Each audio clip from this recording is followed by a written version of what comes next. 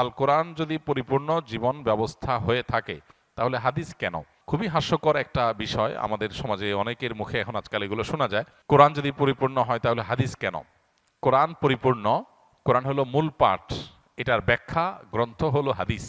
অতএব কোরআন পরিপূর্ণ হওয়ার সাথে হাদিসের প্রামাণ্যতার কোনো সংঘর্ষ নাই, কন্ট্রাডিকশন নাই, দুইটাই প্যারালালি চলে। কারণ হলো কোরআনের ব্যাখ্যার জন্যই আল্লাহ তাআলা রাসূলকে পাঠিয়েছেন। এখন যদি কেউ বলেন কোরআন তো পরিপূর্ণ, তাহলে আল্লাহ রাসূল পাঠালেন কেন? কোরআন জিবরিল দিয়ে পাঠিয়ে দিলেই তো হইলো। এই প্রশ্নটা যেরকম অবান্তর, কোরআন পূর্ণাঙ্গ হলে আবার হাদিস লাগে কেন, এটাও সেরকম অবান্তর। এনকারে হাদিসের ফিতনা এখন ঘরে ঘরে দাঁড়ে দাঁড়ে হয়ে গেছে, হাদিস অস্বীকার করার। আমাদের সতর্ক থাকতে হবে। অনেক সময় মনে হয় ইসলাম কেন সত্য ধর্ম, অন্য ধর্ম কেন মিথ্যা, এ ধরনের চিন্তা আসলে কি করব। আমরা যখন চাষাবাদ করি শুধু ফসল হয় না, ফসলের সাথে আগাছাও হয়। ধান খেতে ধান গাছ আর আগাছা দেখতে একই রকম লাগে না? এখন কেউ যদি বলে ভাই ধান গাছগুলোকে যত্ন করে রাখেন, আগাছাগুলো কেটে রাখেন, কেন? দেখতে তো একই রকম। এই জন্য পৃথিবীতে প্রচলিত যত ধর্ম আছে দেখতে মনে হয় সব ধর্ম একরকম। আসলে একটা হলো মূল গাছ, মূল গাছের মধ্যে বহু আগাছা সৃষ্টি হয়েছে। যেই ধর্মের সূত্র আসমানের সাথে, আল্লাহর সাথে, ওহির সাথে, নবী রাসূলদের সাথে, সেগুলোকে বলা হয় আসমানি ধর্ম। এগুলো যুগে যুগে সব একই সূত্রে গাথা। এগুলোরই সর্বশেষ ধারা হলো মুহাম্মদ সাল্লাল্লাহু আলাইহি সাল্লামের ধর্ম। এরপর আর কোনোটা আসবে না, এরপর কিয়ামত হয়ে যাবে। এই ধারার যে কোনো ধারার অনুসারী হলেই তিনি নাজাত প্রাপ্ত। এর বাইরে মানুষের সৃষ্ট আরো বহু ধর্ম পৃথিবীতে তৈরি হয়েছে, এগুলো কোনোটাই সঠিক নয়।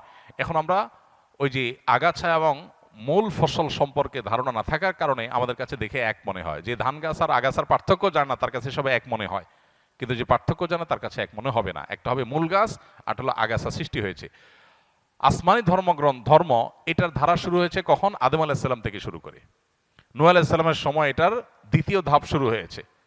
এই যে হাজার হাজার বছর যাবৎ চলে আসছে, এরপরে এসে বহু মানব রচিত ধর্ম পৃথিবীতে শুরু হয়েছে।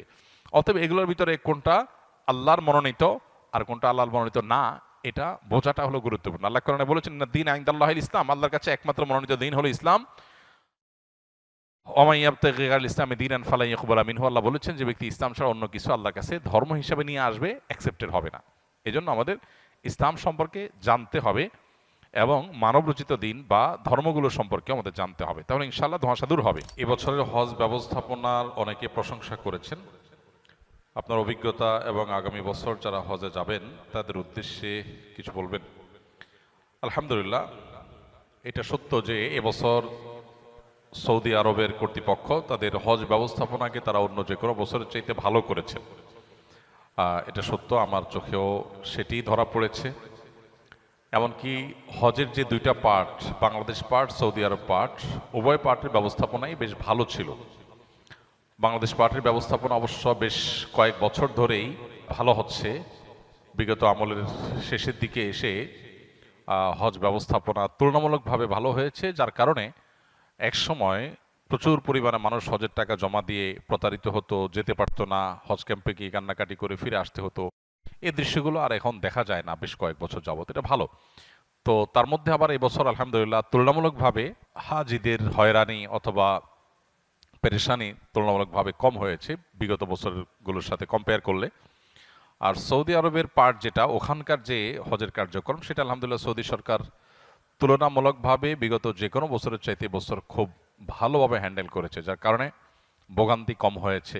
বিশেষ করে অতিরিক্ত গরমে ভিড়ে মানুষ মৃত্যুর যে হার, সেটা বেশ খানিকটা কম, অনেক কম, যার কারণে সব মিলিয়ে প্রশংসা করার মতো একটা পর্যায়ে আসছে। এবং এখান থেকে বোঝা যায় যে কর্তৃপক্ষ চাইলে হজ ব্যবস্থাপনাকে আরও সুন্দর করা সম্ভব, আরও সুষ্ঠু করা সম্ভব।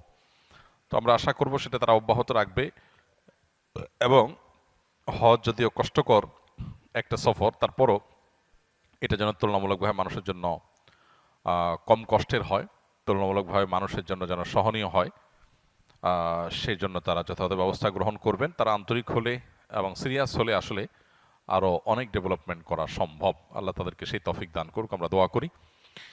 এবং সামনের বছর যারা যাবেন বা অন্য যে কোনো বছর যারা হজে যাবেন, আমার পরামর্শ হলো যে জীবনে যখনই হজে যাওয়ার তৌফিক হবে ইনশাআল্লাহ, হজে যাওয়ার আগে যথাযথভাবে বারবার একাধিকবার প্রশিক্ষণ নেবেন।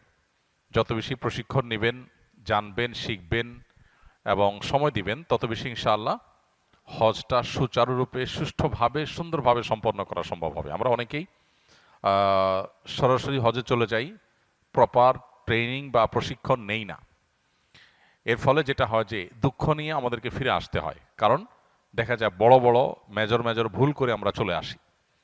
তো এই জন্য হজের সফর সহজ হওয়ার জন্য, পুরো সফরের কার্যক্রমগুলোকে সহজতর করবার জন্য প্রশিক্ষণের কোনো বিকল্প নেই। যারা অভিজ্ঞ, তাদের অভিজ্ঞতার আলোকে যে প্রশিক্ষণগুলো হয়ে থাকে, সেই প্রশিক্ষণগুলো আমরা গ্রহণ করবো ইনশাআল্লাহ। আসুন্নাহ ফাউন্ডেশন থেকে প্রতি বছরই হজযাত্রীদের উদ্দেশ্যে প্রশিক্ষণ নিবেদন করা হয় এবং আলহামদুলিল্লাহ সে সমস্ত প্রশিক্ষণে হাজার হাজার মানুষ অংশগ্রহণ করে। যে যে এজেন্সিতেই যাক না কেন, এই প্রশিক্ষণ আসুন্নাহ ফাউন্ডেশন থেকে সম্পূর্ণ ফ্রি উপস্থাপন করা হয়ে থাকে। অতএব যারা হজে যাবেন তারা ফাউন্ডেশন ট্রেনিং হোক বা অন্য কোনো ট্রেনিং হোক, সেই ট্রেনিংগুলোতে ইনভলভ হবেন এবং প্রশিক্ষণ নিয়ে যাবেন। ইনশাআল্লাহ আপনার ইবাদতটাও ফলপ্রসূ হবে, সফরটাও সহজতর হবে ইনশাআল্লাহ। আস-সুন্নাহ ফাউন্ডেশন, উম্মার স্বার্থে সুন্নাহর সাথে।